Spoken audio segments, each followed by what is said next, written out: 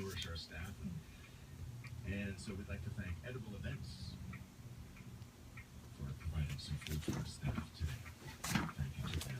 That's just one of the groups that provide all sorts of support in so many different ways. Oh, how's that for a wipe, huh? Well, good afternoon, Pipe Pals. And let me take this opportunity to say happy birthday, YouTube. 10-year anniversary. I remember learning about YouTube years before I ever darkened their digital doorway, and kind of thinking, wow, this internet thing is really kind of taken off, And so anyway, so I'm celebrating. I got some again Sillam's green. Yeah, Sillam's green in the green can. Yep. Kermit the Frog here. And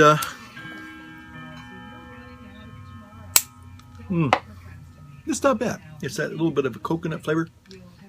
I was hankering for back. Golly, I guess it was last fall. Yeah, last fall I was kind of looking for that coconut flavor kind of thing. It's not bad. Again, the red and the green can of Sillam's. They're definitely aromatics. They're very sweet. And maybe they may not be to everyone's liking.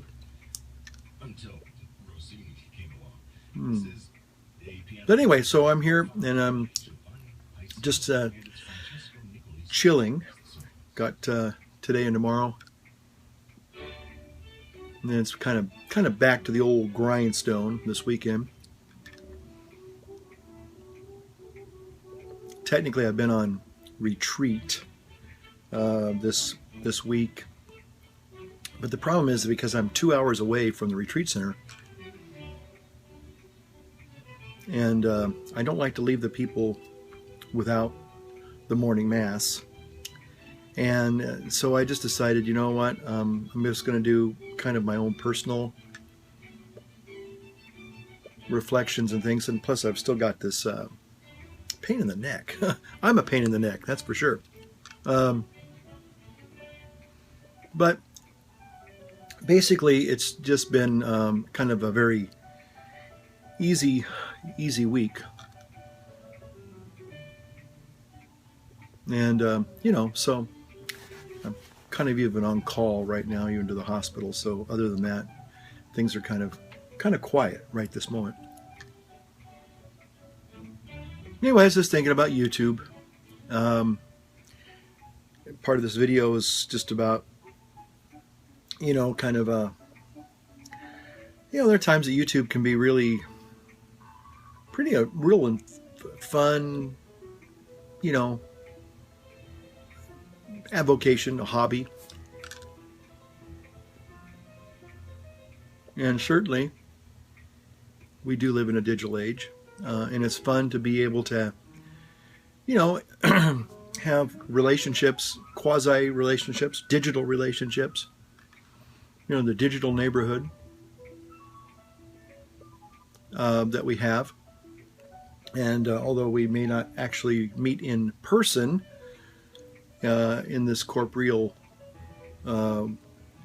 way of life, but we can meet people digitally. People that you otherwise would probably never, ever even know of. Kind of amazing. You think about your neighborhood that you grew up in, and you live there for a number of years, and you begin to know the locals, And I think the same is true with this YouTube pipe community or any kind of digital community. They're just kind of digital locals, old standbys. When I say old, I'm not really meaning old like me, but people like Jay and Matches and Joffrey the Giant, Mark and Amber.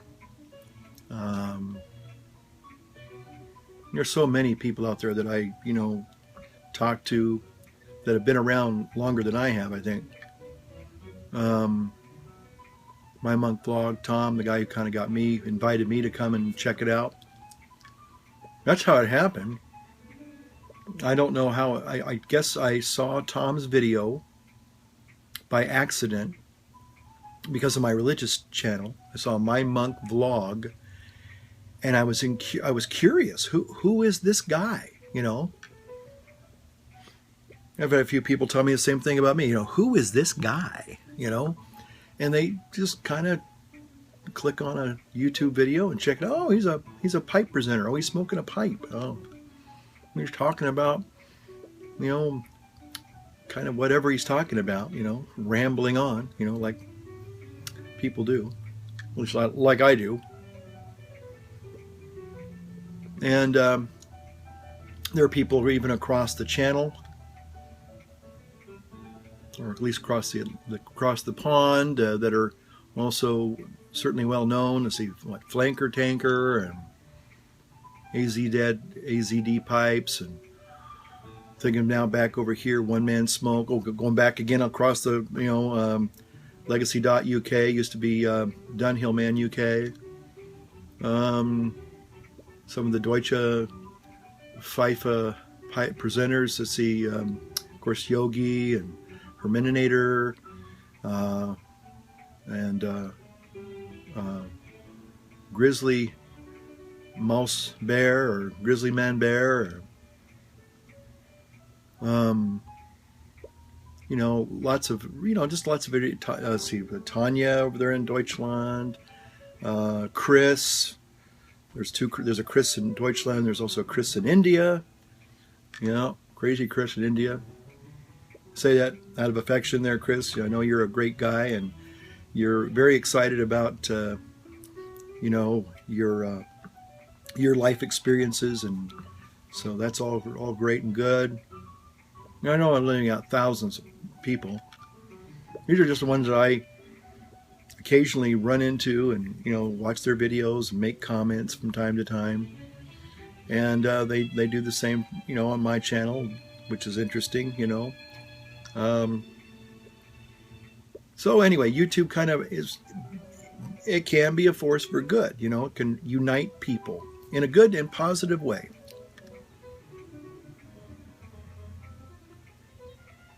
But there are times, and I think we can all, well, maybe we wouldn't all agree, but maybe we could at least acknowledge that, you know, change in the infrastructure of YouTube can be very frustrating at times, especially when they went into that Google Plus thing. Remember a couple of years ago, and most of us were up in arms, or at least saying, what in the heck happened here?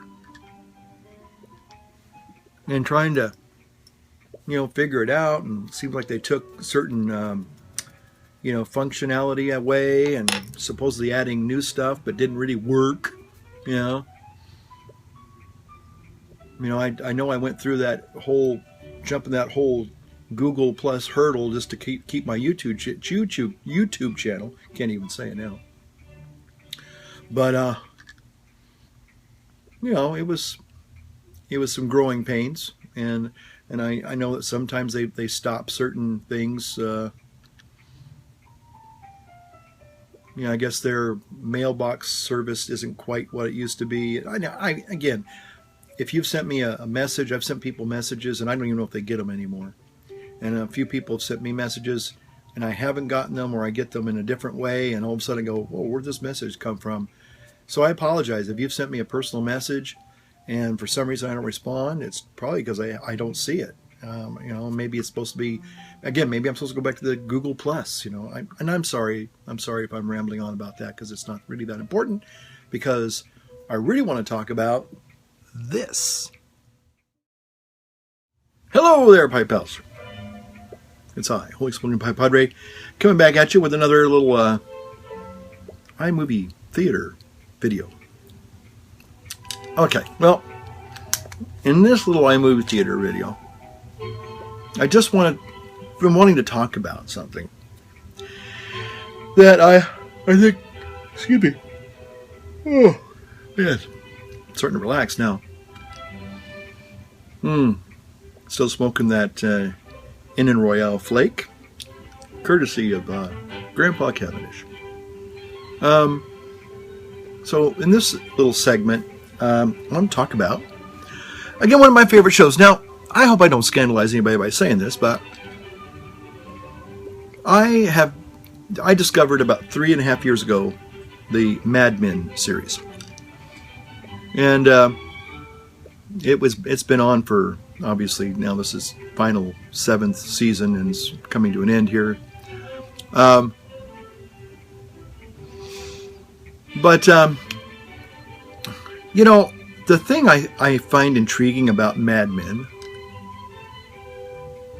and again, I'm not endorsing a program per se. Let me get a little cup of coffee here. Very nice. Very nice.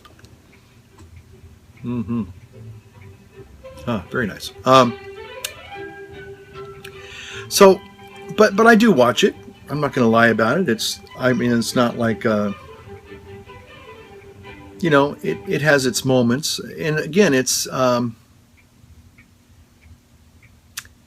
kind of an interesting tapestry of all these different characters. As if you watch the series, you know what I'm talking about. Who's your favorite Mad Men character? Everybody thinks that John Hamm's, Don Draper's my favorite character just because I look like him so much. But can't tell you how many times, you wouldn't believe me, how many times I get stopped on the street and asked if I, or at least a stand-in. They say, "Are you the double for that character?" I say, No. Hard to believe, huh? But as handsome guys, we got to stick together, But anyway, but I find, the reason why I'm saying this is because I saw a little article, editorial about Mad Men, and one of the guys basically said that the Mad Men show kind of started, for him, became kind of boring, and he could care less what happens to the Don Draper character. Or Dick Whitman, his alter ego. Or his real ego, and Don Draper's his alter ego. That's an interesting one.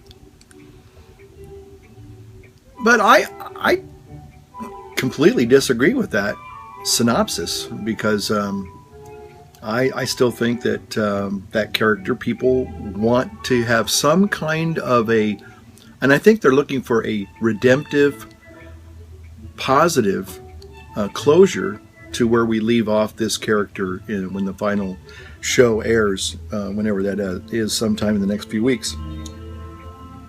And I think that there's a lot of, they're complicated characters, and again, they're not certainly not role models, nor am I saying they can be interpreted as role models for, say, virtue and things. But I think that the anti-hero character that you see in Don Draper is a very complex character, for sure. And I think the reason, and there's an appeal. I know that some guys, maybe some women like him because he is good looking and all that. He'd be cool smoking a pipe. Wouldn't he be cool smoking a pipe? I'm telling you. Yeah. Don Draper and a pipe. But in some ways, he's really a Lucky Strike kind of a guy. Isn't that an interesting, it just hit me. Lucky Strike. Because in many ways, this guy kind of lands on his feet when it looks like he's probably going to land, face, flat on his face. And by all rights, many ways he should taste failure, not success. But that's kind of part of his genius, is that he can think on his feet even when the chips are down. And he has some strengths. He has some real strengths, which show up sometimes in his job, in his in his guise as the, advertising genius. Sometimes they show up even in his personal life. Most of the time, he's a real shade of gray. Going to some black scenes too. No doubt about it. But I think that's why people still watch the show. And although the other characters, are fascinating and they have their own stories and they're interesting to watch,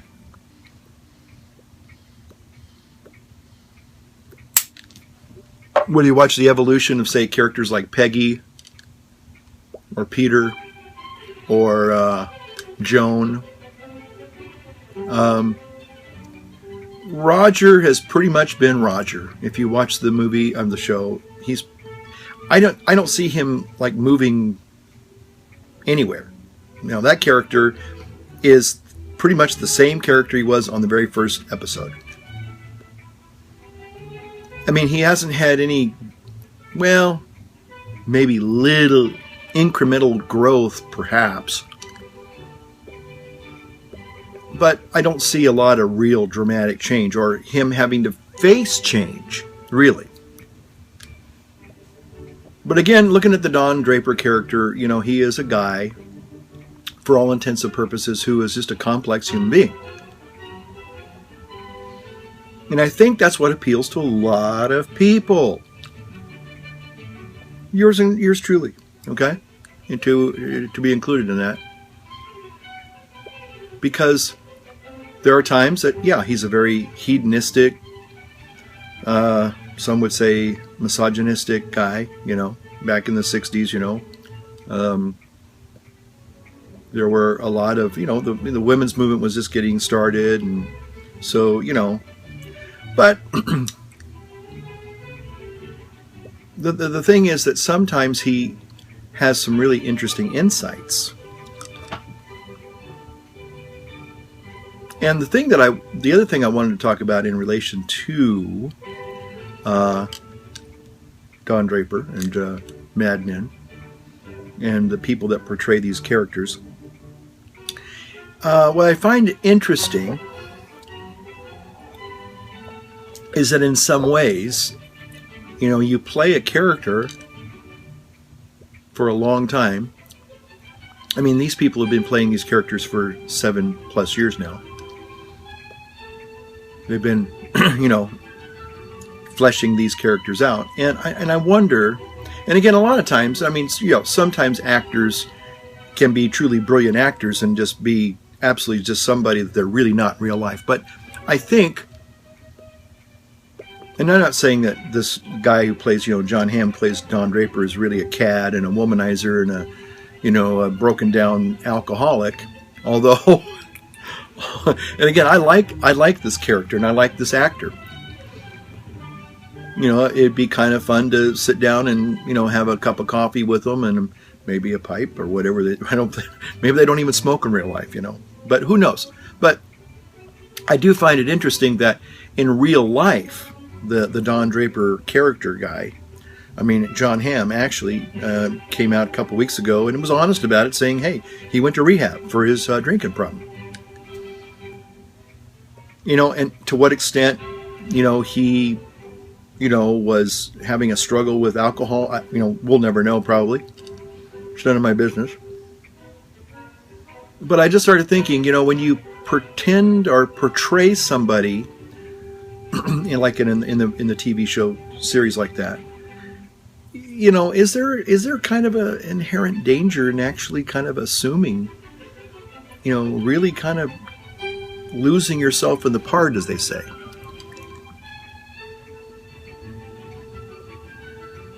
So anyway, it's just something I was thinking about, and I wanted to kind of just talk about it because it is fascinating to me. Character studies.